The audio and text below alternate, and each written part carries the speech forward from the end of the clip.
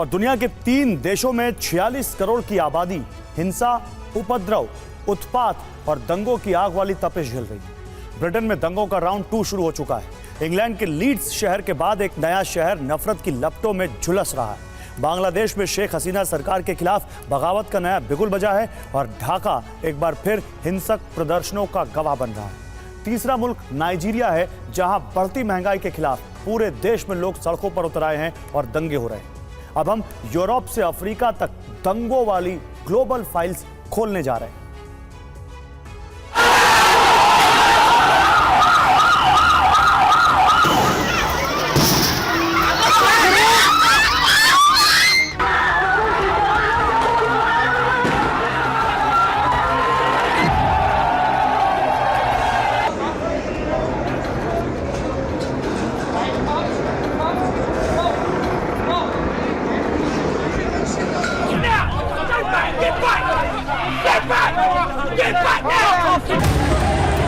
Il est plein, il est chaud.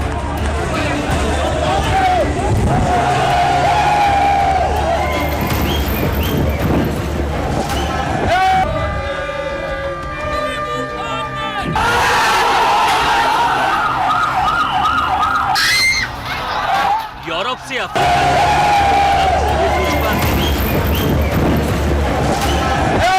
Bangladesh, Britain से Nigeria तक हिंसा, उपद्रव, आगजनी और तोड़फोड़ के दृश्य दिख रहे हैं।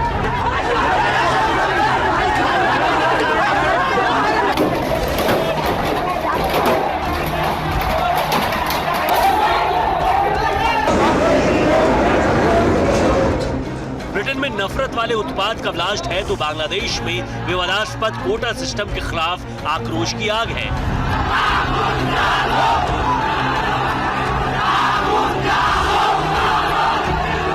नाइजीरिया बढ़ती महंगाई के खिलाफ विरोध की अग्नि में उबल रहा है।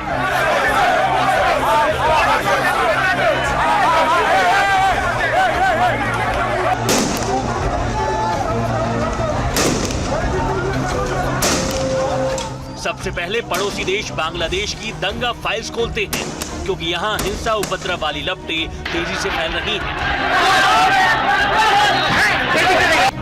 ढाका से हिंसा के जो दृश्य सामने आ रहे हैं वो डराने वाले हैं, दहशत से भरने वाले हैं।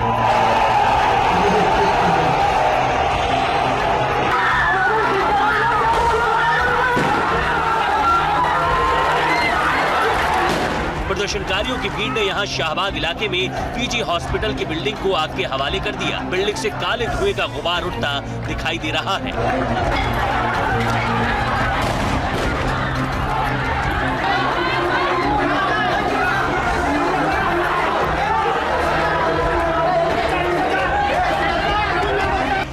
बांग्लादेश के कई शहरों में सड़कों पर हजारों प्रदर्शनकारी मार्च कर रहे हैं।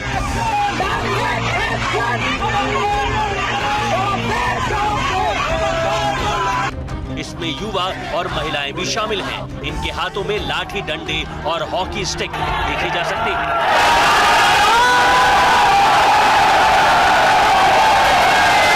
सरकारी संपत्ति को जमकर नुकसान पहुंचाया जा रहा है। शेख हसीना सरकार के खिलाफ नारेबाजी हो रही है और इस्तीफे की मांग उठ रही है।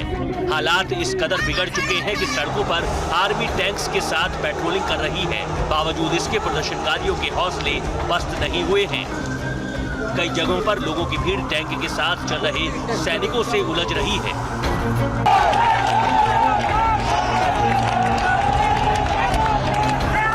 वीडियो को देखिए, कुछ प्रदर्शनकारी सेना के टैंक पर चढ़ गए और नारेबाजी करने लगे।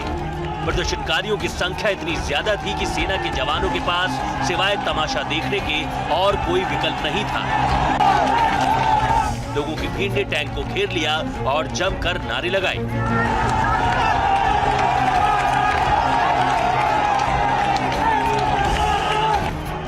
अब जरा इस दृश्य को देखिए।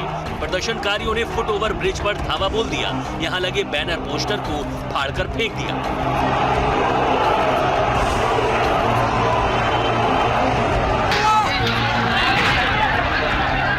कुछ जगहों पर बाजारों में दुकानों को आग लगा दी गई है। ये तस्वीरें इसकी तस्दीक कर रही हैं। हालात बेकाबू होता देख कुछ जगहों पर सुरक्षा कर्मियों को फायरिंग तक करनी पड़ी है, लेकिन सड़कों पर उतरी भीड़ पीछे नहीं हट रही है, बल्कि सीना तान कर गोली खाने को भी तैयार खड़ी है।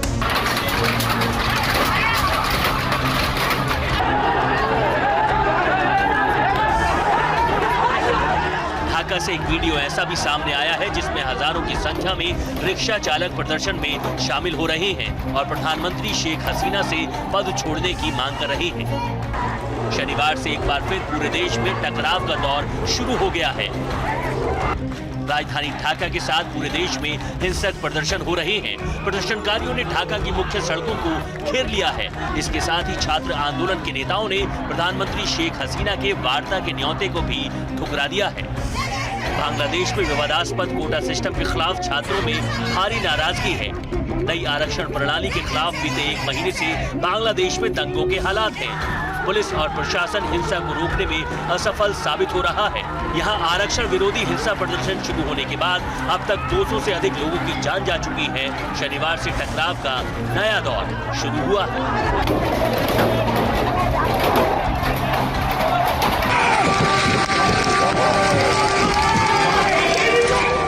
बांग्लादेश से अब ब्रिटेन चलते हैं, वहाँ भी जबरदस्त दंगे हो रहे हैं। इंग्लैंड में बार बार हिंसा की चिंगारी भड़क रही है और नई सरकार के सामने चुनौतियां खड़ा कर रही है। जानकारी के अनुसार ब्रिटेन बीते 13 साल में सबसे बड़ा दंगा झेल रहा है।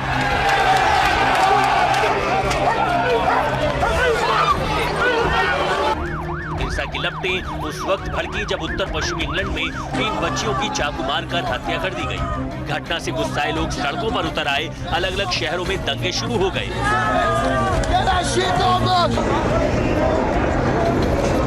गाड़ियों वाहनों में तोड़फोड़ की गई, उन्हें आग के हवाले कर दिया गया। दुकानों बाजारों को टारगेट किया गया। कुछ जगहों पर प्रदर्शनकारियों और सिक्योरिटी फोर्सेस के बीच हिंसक झड़पें हुई।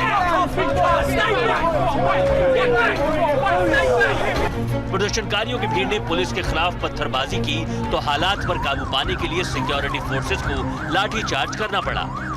लिवरपूल में एक पुलिस अधिकारी को पहले उसकी मोटरसाइकिल से गिरा दिया गया। इसके बाद लोगों ने पुलिसकर्मी के साथ मारपीट शुरू कर दी।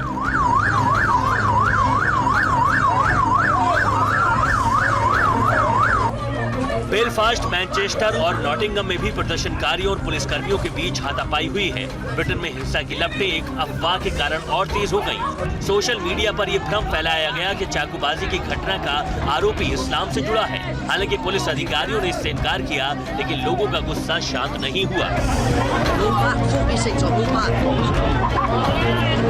इसके बाद अप्रवासी विरोधी और मुस्लिम विरोधी प्रदर्शनकारी सड़कों पर उतर आए और हिंसा प्रदर्शन शुरू हो गया। बार बार देश में हो रही हिंसा की घटनाएं ब्रिटेन की नई सरकार के लिए चुनौती पेश कर रही हैं, क्योंकि इससे पहले इंग्लैंड के ही लीड्स शहर में हिंसा भड़की थी। यहाँ भी सड़कों पर जमकर उपद्रव और उत्पात हुआ था।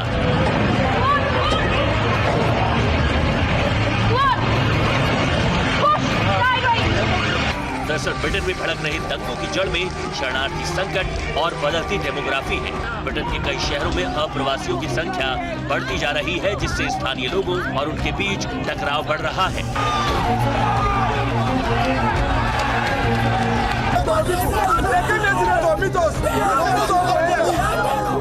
बांग्लादेश और ब्रिटेन के साथ दुनिया का एक और देश इस वक्त दंगों की आग में जल रहा है। ये अफ्रीकी देश नाइजीरिया है, जहां बढ़ती महंगाई के खिलाफ जब जनता का धैर्य जवाब दे गया तो उसने गुस्सा शांत करने के लिए प्रदर्शन का रास्ता तैयार कर लिया। नाइजीरिया के कई शहरों में प्रदर्शनकारी जरूरी चीजों के बढ़ते दामों के खिलाफ सड़कों पर उतर आए और टकराव शुरू हो गया। जैसा कि अक्सर दंगों में होता है, जगह जगह तोड़फोड़ शुरू हो गई। दुकानों में लूटपाट हुई और पुलिस कर्मियों पर भी हमले किए गए। मानवाधिकार संस्था एमनेस्टी इंटरनेशनल की रिपोर्ट के अनुसार नाइजीरिया में जारी दंगों में अब तक 13 की जान जा चुकी है। हिंसा प्रदर्शन को देखते हुए सरकार ने लोगों के वेतन में वृद्धि कर राहत देने की कोशिश की है, लेकिन इससे प्रदर्शनकारियों का गुस्सा शांत नहीं हो रहा। लिहाजा विरोध प्रदर्शन की लपटों का दायरा पूरे देश में फैलता जा रहा है। ब्रिटेन, बांग्लादेश और नाइजीरिया, दुनिया के इन तीनों देशों को मिलाकर करीब 46 करोड़ की आबादी इस वक्त दंगों का दंश झेल रही है। Bureau report, TV9 Bharatvarsh.